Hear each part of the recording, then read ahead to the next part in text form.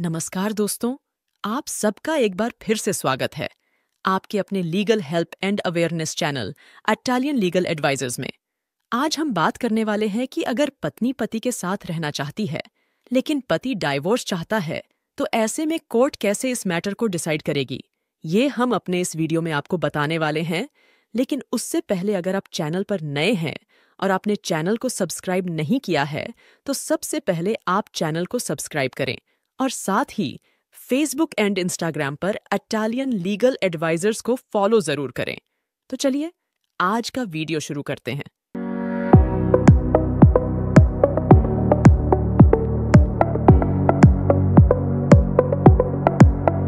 दोस्तों, ऐसे हालात में सब कुछ डिपेंड करता है आपके केस के फैक्ट्स पर। अगर तो पत्नी अपने ससुराल में रहती है तो ये जान लीजिए कि ऐसे में पति को डाइवोर्स मिलना बहुत मुश्किल हो जाता है। वहीं अगर पत्नी अपने मायके में रह रही हो तो डाइवोर्स लेना थोड़ा आसान हो जाता है। लेकिन अगर वो ससुराल में रह रही है तो कोर्ट ये मान लेती है कि कहीं ना कहीं पत्नी सही है और वो घर बसाना चाहती है, इसलिए ऐसे केस में डाइवोर्स लेना बहुत मुश्किल हो जाता है।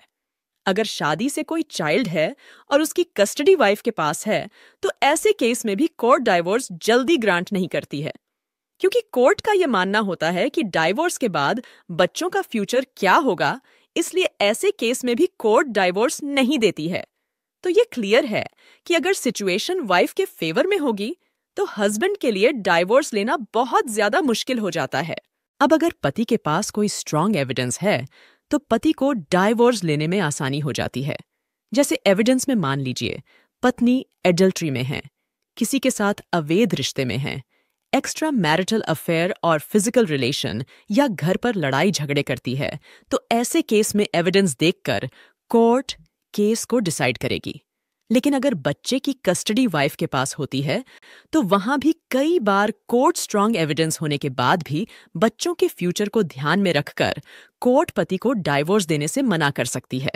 तो जब भी केस को फाइल करें तो उसमें क्रूएल्टी और एडल्ट्री को एक स्ट्रांग ग्राउंड बनाकर अपने केस को फाइल करें। जहां आपके पास अगर स्ट्रांग एविडेंस होंगे तो डाइवोर्स लेना थोड़ा इजी हो जाता है। इसके साथ अगर वाइफ आपके साथ लड़ाई झगड़ा करती है या फिर आपको पेरेंट्स से अलग होने को बोलती है, पेरेंट्स को अलग करने को बोलती है और आपके पास इसके प्रूफ हैं, जैसे कि कोई विटनेस या कोई रिकॉर्डिंग है, तो आप इसको भी ग्राउंड बनाकर डाइवोर्स ले सकते हैं।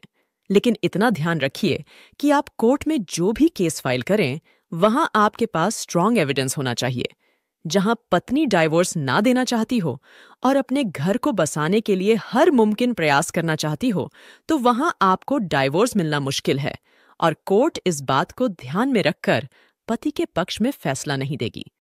तो सिचुएशन, फैक्ट्स और एविडेंस ही अगर पति के फेवर में होंगे तभी हस्बैंड को डाइवोर्स मिलने में आसानी होगी। आज के वीडियो में इतना ही।